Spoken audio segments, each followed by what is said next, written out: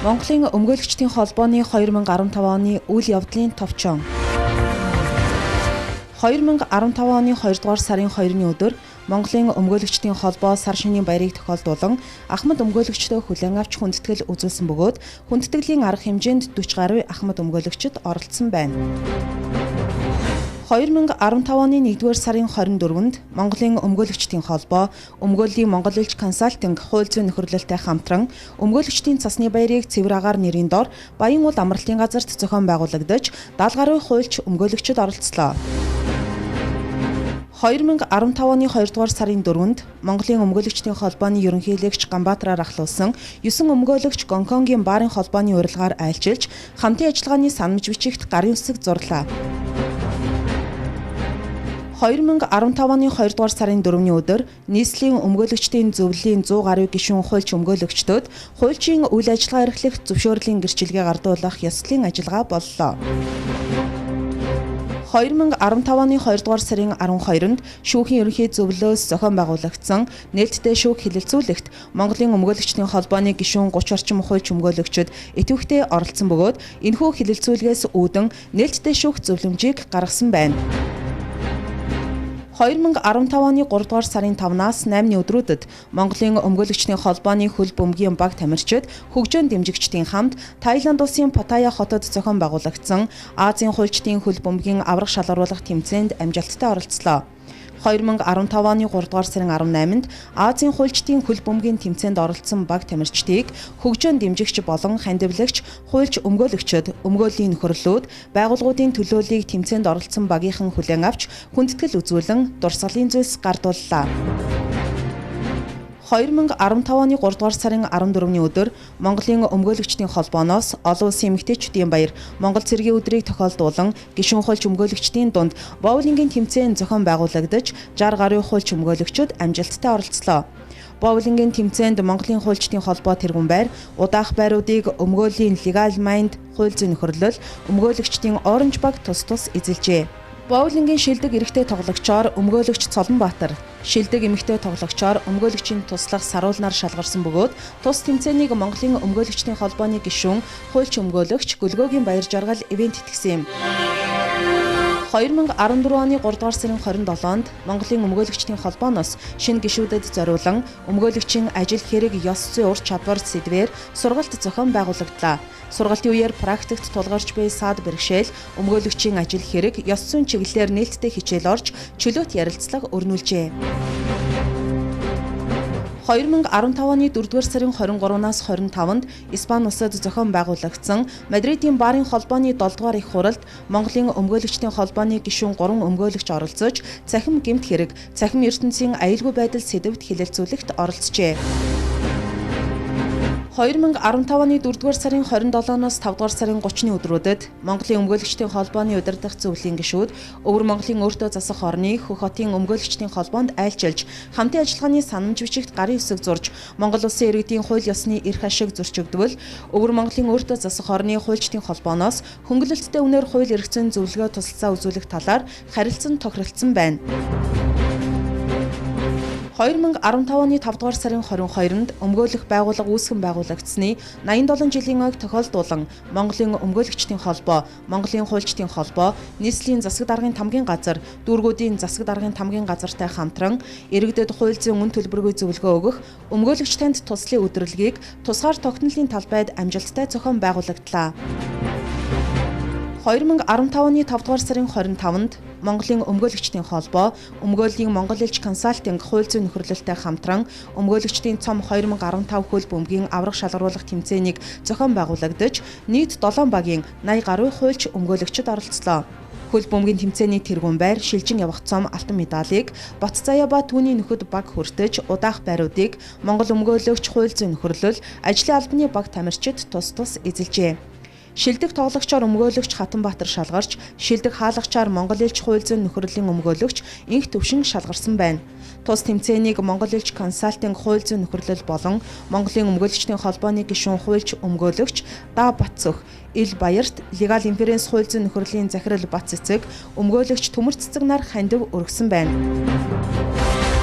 2015 оны 6 дугаар сард Монголын өмгөөлөгчдийн холбооноос зохион байгуулагдсан Америк нэгдсэн улсаар аялах сургалт аяллаа хөтөлбөрт Монголын өмгөөлөгчдийн холбооны гишүүн 5 хуульч өмгөөлөгч хамрагдаж Америк нэгдсэн улсын Вашингтон, Нью-Йорк, Атлантик Сити хотуудаар аялаад ирлээ. 2015 оны 6 дугаар сарын 16-ны өдөр хууль зүйн сайдд орилгож ав өмгөөлийн тухай хуулийн төслийг улсын хурлын дарга энх олдод өргөн барьлаа. 2015 оны 6 дугаар сарын 18-нд Японы JICA-гийн ESO Меха тэргүүтээ төлөөлөгчид Монголын өмгөөлөгчдийн холбоонд зочилж 2015 оны 12 дугаар сарын 15-нд дуусах JICA-гийн эвлэрүүлэн зуучлах төслийн талаар харилцан санал бодлоо солилцлоо.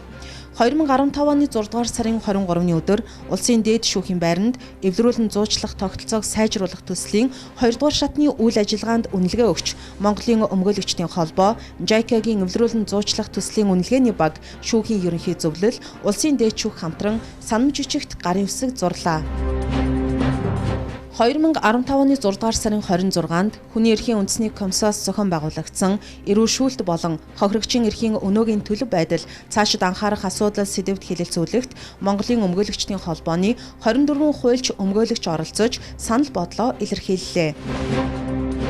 2015 оны 6 дугаар сарын 29-нд Монголын өмгөөлөгчдийн холбооноос гишүүн хуульч өмгөөлөгчдийн дунд зохион байгуулагдсан Богд хаан уулын баруун ширээтэй ам руу алхах явган аялалд 40 орчим хуульч өмгөөлөгчийн туслахууд идэвхтэй оролцож амралтын өдрөө эрүүл агаарт ая тухтай сайхан өнгөрүүллээ.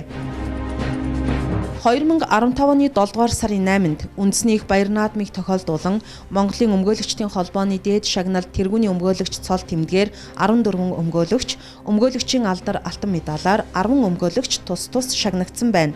Шагналын түүчээ баяр наадмын өдрөөр үргэлжилж 2015 оны 7 дугаар сарын 10-ны өдөр хууль зүйн яамны хууль зүйн тэргүүний ажилтан цол тэмдгээр 13 өмгөөлөгч, яамны хүндэт жуухаар 2 өмгөөлөгч, Монголын залуучуудын холбооны болон нийслэл дүүргийн шагналаар 10 хуульч өмгөөлөгч тус шагнагдсан байна. 2015 оны 7 дугаар сарын 21-ээс 22-ны өдрүүдэд Япон улсын Токио хотноо Японы нэгдсэн баарын холбооноос зохион байгуулагдсан олон улсын гэрээний эрх зүй сэдвт сургалтад Монголын өмгөөлөгчдийн холбооны гишүүн 11 хуульч өмгөөлөгч хамрагджээ. 2015 оны 8 дугаар сарын 5-нд Гаг дахь олон улсын эрүүгийн шүүхийн өмгөөлөгч орчлон Монголын өмгөөлөгчдийн холбооны гишүүн залуу өмгөөлөгчийн туслахуудад зориулан олон улсын эрүүгийн шүүхийн онцлог, Гаг дахь олон улсын шүүхүүдэд ажиллах, дадлах их боломж сэдвээр илтгэл тавилаа. 2 дахь жилдээ зохион байгуулагдсан тус лекцэнд 25 залуу хуульч өмгөөлөгчийн туслахууд оролцжээ. 2015 оны 7 дугаар сарын 30-наас 8 сарын 2-ны өдрүүдэд Оросын холбооны улсын Хакасын бүгд найрамдах улсад Сибирийн тойргийн өмгөөлөгчдийн спартакиад зохион байгуулагдаж, нийслэлийн өмгөөлөгчдийн зөвлөлийн дарга бат зоригтоор ахлуулсан 27 хүний бүрэлдэхүүнтэй өмгөөлөгчдийн баг оролцлоо. 2015 оны 8 дугаар сарын 8-нд прокурорын байгууллага үүссэний 85 жилийн ойн нэрэмжит прокурорын цом шатрын тэмцээнд Монголын өмгөөлөгчдийн холбооны гишүүн 4 хуульч өмгөөлөгч амжилттай оролцлоо. 2015 оны 9 дугаар сарын 14-нд Монголын өмгөөлөгчдийн холбооны ерөнхийлөгч Ганбаатараар ахлуулсан 9 өмгөөлөгч Тайпегийн баарын холбооны урилгаар Тайпегийн баарын холбоотой танилцах айлчлал хийснээс гадна Тайваны баарын холбоонд зочилж хамтран ажиллах санамж бичигт гарын үсэг зурсан байна. 2015 оны 9 дугаар сарын 17-нд Монголын өмгөөлөгчдийн холбооноос Гранд Хилл ресторанд зохион байгуулагдсан өмгөөлөгчдийн мэргэжлийн баярын арга хэмжээнд нийслэлийн өмгөөлөгчдийн зөвлөл болон хөдөө орон нутгийн нийт 180 орчим хуульч өмгөөлөгчид баяраа хамтдаа тэмдэглэлээ. 2015 оны 9 дугаар сарын 22-ны өдөр Монголын өмгөөлөгчдийн холбоо, Монголын сэтгүүлчдийн нэгдсэн эвлэлтэй хамтран хамтын ажиллагааны санамж жижиг байгуулж, Монголын өмгөөлөгчдийн холбооны ерөнхийлөгч Ганбаатар, Монголын сэтгүүлчдийн нэгдсэн эвлийн ерөнхийлөгч Галарид нар гарын үсэг зурлаа. 2015 оны 9 дугаар сарын 30-нд Монголын өмгөөлөгчдийн холбоо, Монголын хуульчдын холбоо, Тахрын ерөнхий газартай хамтран хуульч өмгөөлөгч Тахрын албан хаагчдын дунд шүүн таслах ажиллагааны хэвийн нөхцөлийг бүрдүүлэх асуудал сэдвт хэлэлцүүлэгт Монголын өмгөөлөгчдийн холбооны гишүүн 30 гаруй хуульч өмгөөлөгчид оролцлоо. 2015 оны 10 дугаар сарын 1-нд Монголын өмгөөлөгчдийн холбоо олон улсын Ахмадын баярыг тохиолдуулан 20 гаруй Ахмад өмгөөлөгчдийг хүлээн авч хүндэтгэл үзүүллээ. Ахмадын баярын арга хэмжээг Монголын өмгөөлөгчдийн холбооны гишүүн хуульч өмгөөлөгч Бат Үлзий, Цэнт Сүрэн, Ахмад өмгөөлөгч Жами Манаар хандив өргөж ивент итгэлээ. 2015 оны 10 дугаар сарын 7-нд Монголын өмгөөлөгчдийн холбоо Монголын татврын мэргэжсэн нийгэмлэгтэй хамтын ажиллагааны санамж жижигт Монголын өмгөөлөгчдийн холбооны ерөнхийлөгч Ганбаатар, Монголын татврын мэргэжсэн нийгэмлэгийн ерөнхийлөгч Алтан Заяанаар гарын үсэг зурж, хуульч өмгөөлөгчдийг нэгтлэн бодох бүртгэл, татврын чиглэлээр мэргэшүүлэх, сургалт судалгаа хийх зэрэг олон чиглэлээр хамтран ажиллахаар болжээ. 2015 оны 10 дугаар сарын 17-ноос 19 өдрүүдэд Монголын өмгөөлөгчдийн холбооны ерөнхийлөгч Ганбаатар, өмгөөлөгч Чулуун Цэцэг, хуульч Ой Мандах нар бүгд найрамдах Хятад ард улсын Шан хотноо зохион байгуулагдсан Хятад Евразийн хуулийн 4-р олон улсын форумд амжилттай оролцож, англи хэл дээр илтгэл тавьжээ. Төрийн орон сууцны корпорацтай байгуулсан санамж жижигхийн хүрээнд өмгөөлөгчдийг орон сууцчлуулах хаяныг зохион байгуулж, буян тухай 2 хорооллоос төрийн орон сууцны корпорацаас тавьсан шаардлагыг хангасан 4 өмгөөлөгч орон сууцны захиалгын гэрээгээ хийж байраа захиалжээ. 2015 оны 10 дугаар сарын 31-ээс 11 дугаар сарын 1-ний өдрүүдэд Монгийн цогцлбарын спорт зааланд зохион байгуулагдсан Монголын өмгөөлөгчдийн холбооны нэрэмжит спортын тэмцээнд Монголын өмгөөлөгчдийн холбооны гишүүн 12 багийн 90 орчим тамирчид өрсөлдөжээ. Тус тэмцээнд Архангай, Дархан уул, Орхон аймгийн өмгөөлөгчдийн зөвлөлийн хамт олон баг бүрдүүлж амжилттай оролцлоо. Монголын өмгөөлөгчдийн холбооны нэрэмжит спортын тэмцээнийг Монгийн цогцлбор сургууль, Монголын өмгөөлөгчдийн холбооны гишүүн хуульч өмгөөлөгч Бат Жаргал, Инхтүр, Мөнх Тулга, Цэрэн Пүрэвнаар ивент итгэж хандив өргөсөн байна. 2015 оны 11-р сарын 6-наас 8-ны өдрүүдэд Испани Ла-Мангад зохиогдсон олон улсын хуульчдын хөл бөмбөгийн 18 дахь удаагийн дэлхийн аварга шалгаруулах тэмцээний техникийн зөвлөгөөнд Монголын өмгөөлөгчдийн холбооны гишүүн 4 хуульч өмгөөлөгч оролцоод ирлээ. Тус тэмцээн 2016 оны 5-р сарын 13-наас 22-ны хооронд Испани Ла-Манга спорт цогцлборт нийт 70 гаруй орны баг тамирчид оролцох томоохон арга хэмжээ болох юм.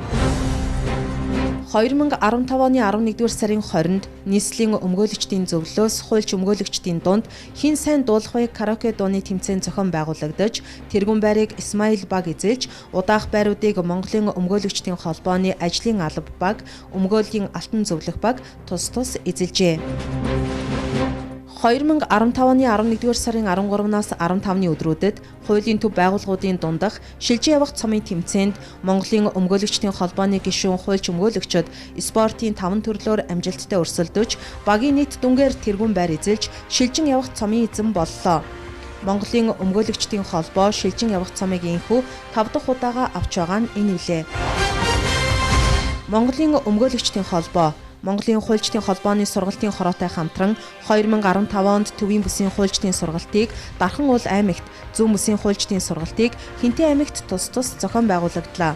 Нийслэлийн хуульч өмгөөлөгчдийн дунд хуульчдын 2015 оны үргэлжилсэн багц цагийн сургалтыг 16 удаагийн давтамжтайгаар явуулж, нийт гишүүн хуульч өмгөөлөгчдийн 70 гаруй хувийг хамруулсан томоохон ажил болсон байна.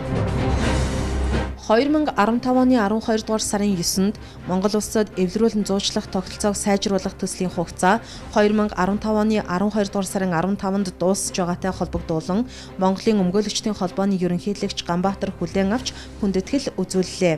Уг төслийг олон жил үр бүтээлтэй хэрэгжүүлж, эвлэрүүлэн зуучлах үйл ажиллагаанд оруулсан хувь нэмрийг нь өндрөөр үнэлж, JICA-гийн эвлэрүүлэн зуучлах тогтолцоог сайжруулах төслийн ахлах зөвлөх Око Хидиог Монголын өмгөөлөгчдийн холбооны шагнал өмгөөлөгчийн алдар алтан медалаар шагнагдсан байна.